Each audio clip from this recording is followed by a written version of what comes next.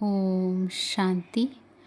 30 जून 1974 बाबा के अव्यक्त मधुर महावाक्य। मूल्य का टाइटल है अव्यक्त स्थिति में स्थित होने से पुरुषार्थ की गति में तीव्रता। बाबा कहे, आज सभी बच्चों को सूक्ष्म वतन का समाचार सुनाते हैं। आप सबकी रुचि होती है ना कि सूक्ष्म वतन की सैर करें, अर्थात एक बार वतन को ज़रूर देखें। पता है कि यह इच्छा व संकल्प क्यों होता है? क्योंकि बाप दादा सूक्ष्म वतनवासी बन पाठ बजाते हैं, इसलिए संकल्प आता है कि हम भी एक बार बाप दादा के साथ यह अनुभव करें। इसलिए बाप दादा ही अपना अनुभव सुना देते हैं। यह तो मालूम है ना कि सबसे मुख्य अनुभव करने व सुनने का दृश्य किस समय होता है। विशेष बच्चों के प्रति अमृत वेले का समय ही निश्चित है।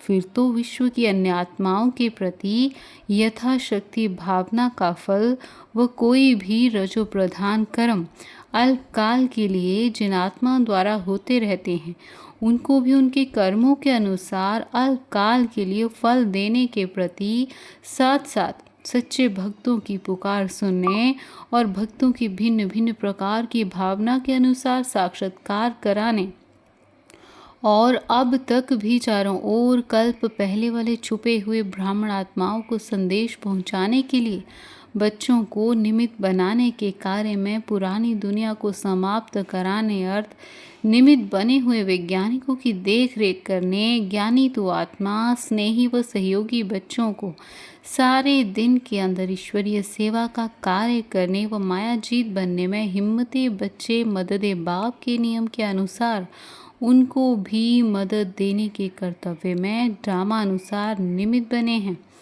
अब समझा कि बाप सारे दिन क्या क्या करते हैं। साकार बाप भी अब अव्यक्त होने के कारण क्विक स्पीड माना तेज गति में निराकार बाप के साथी वो सहयोगी सदाकाल के लिए बनने का पाठ बजा सकते हैं। ब्रह्मा बाबा अव्यक्त शरीरधारी शरीर के बंधन में ना होने के कारण जैसे अब क्विक स्पीड में बाप समान साथी बने हैं, वैसे व्यक्त में साथी नहीं बन सकते थे। क्यों नहीं बन सकते थे? कारण क्या है? जो व्यक्त और अव्यक्त रूप में अंतर पड़ जाता है कि व्यक्त शरीर में फिर भी व्यक्त शरीर के प्रति समय देना पड़ता है और कभी कभी कर्म भोग के प्रति भी अपने निमित्त सर्व शक्तियों को यूज करना पड़ता है। तो व्यक्त शरीर में स्वयं के प्रति, बच्चों के प्रति और विश्व के प्रति इन तीनों में ही समय देना पड़ता है और व्यक्त शरीरधारी होने के कारण व्यक्त साधनों के आधार पर सर्विस करनी पड़ती है, लेकिन अव्यक्त रूप में स्वयं के प्रति भी साधनों का आधार नहीं लेना पड़ता। इस प्रकार एक तो संपूर्ण होने के नाते संपूर्णता की तीव्र गति है, दूसरा स्वयं पर समय व शक्तियाँ यूज ना करने के कारण सेवा में भी तीव्र गति है, तीसरा विनाशी साधनों का आधार ना होने के कारण संकल्प की गति भी तीव्र है। संकल्प द्वारा कहीं भी पहुँचने और विनाशी शरीर द्वारा कहाँ पहुँचने में समय और शक्ति का कितना अंतर पड़ जाता है। ऐसे ही व्यक्त और अव्यक्त की गति में भी अंतर है। साइंस वाले समय को और अपनी एनर्जी अर्थात मेहनत को, साधनों के विस्तार को सूक्ष्म और शॉर्ट कर रहे हैं।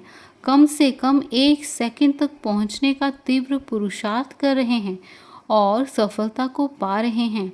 जैसे विनाश के अर्थ निमित्त बनी हुई आत्माओं की गति सूक्ष्म और तीव्र होती जा रही है, तो ऐसे ही स्थापना के अर्थ निमित्त बनी हुई आत्माओं की स्थिति और गति भी सूक्ष्म और तीव्र होनी चाहिए ना, तभी तो दोनों कार्य संपन्न होंगे। तो अब व्यक्त शरीर में और अव्यक्त शरीर में अंतर समझा। अव्यक्त होना ड्रामानुसार किस सेवा के निमित्त बना हुआ है? क्या इस रहस्य को समझा?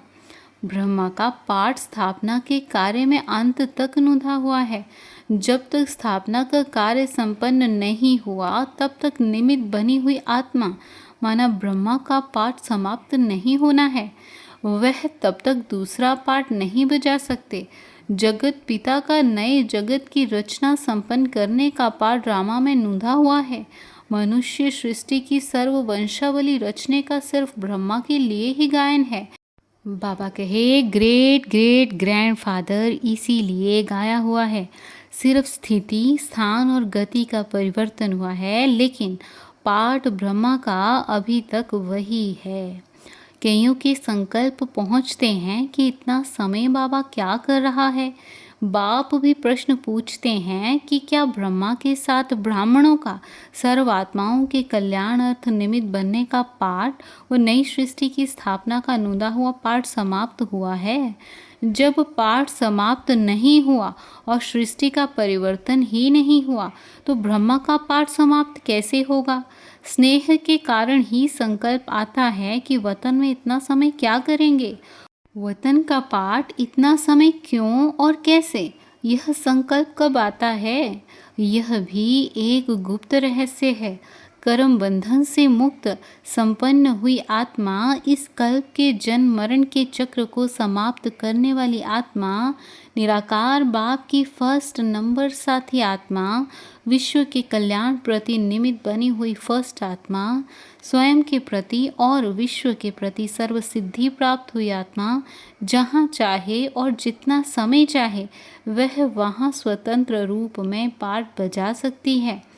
जब अकाल की सिद्धि प्राप्त करने वाली आत्माएं अपनी सिद्धि के आधार पर अपने रूप परिवर्तन कर सकती हैं, तो सर्व सिद्धि प्राप्त हुई आत्मा अव्यक्त रूपधारी बनकर जितना समय चाहे, क्या वह उतना समय ड्रामानुसार नहीं रह सकती। आत्मा को निराकारी व अव्यक्त स्टेज से व्यक्त में लाने का कारण क्या होता है। एक कर्मों का बंधन, दूसरा संबंध का बंधन, तीसरा व्यक्त सृष्टि के पाठ का बंधन और देह का बंधन। चोला तैयार होता है और आत्मा को पुराने से नए में आकर्षित करता है। तो इन सब बंधनों को सोचो। स्थापना के पाठ का जो बंधन है वह व्यक्त से अव्यक्त रूप में और ही तीव्र गति से हो रहा है। इस कल्प के अंदर अब अन्य देह के आकर्षण का बंधन नहीं, देहधारी बन कर्म बंधनों में आने का बंधन समाप्त कर लिया।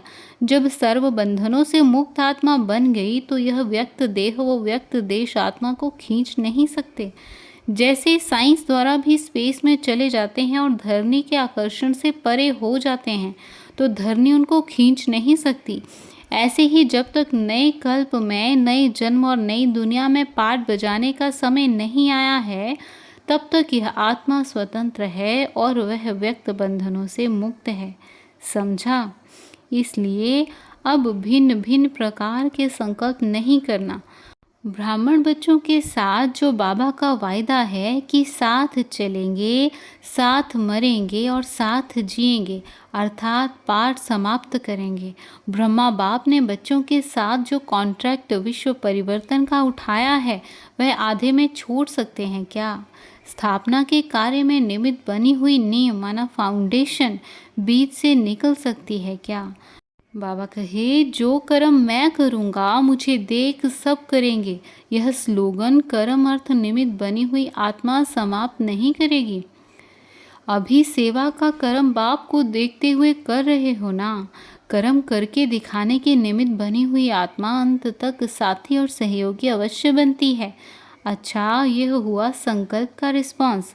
अमृत वेले का समाचार फिर दूसरी बार सुनाएंगे, क्योंकि वह विशेष तौर से बाप और बच्चों का ही समाचार है और उसका तो विस्तार होगा। अच्छा, ऐसे गुह्य राजों को समझने वाले राज युक्त, योग युक्त, ज्ञान युक्त, युक्ति युक्त, सर्व गुणों से युक्त, प्रकृति और विकारों के आकर्षण से सदा परे रहने वाले, बाप के साथ स्थापना के कार्य में तीव्र गति से सहयोगी बनने वाले और सदा स्नेही आत्माओं को बाप दादा का याद प्यार, गुड नाइट और नमस्ते। 30/6/1974 रूहानी सेना का मुख्य लॉ। बाबा कहे रूहानी सेना सदैव शस्त्रधारी, लॉ एंड ऑर्डर में चलने वाली होती है। सेना का मुख्य गुण यही देखा जाता है कि लॉ एंड ऑर्डर कहाँ तक है। तो क्या आप सब लॉ एंड ऑर्डर में हो? रूहानी सेना के लिए मुख्य लॉ कौन सा है कि जिसमें सब लॉ आ जाएं? रूहानी सेना के लिए मुख्य लॉ यही है कि कभी भी अपनी देह को व अन्य देहधारी की तरफ नहीं देखना है, बाप की तरफ ही हर कदम उठाना है।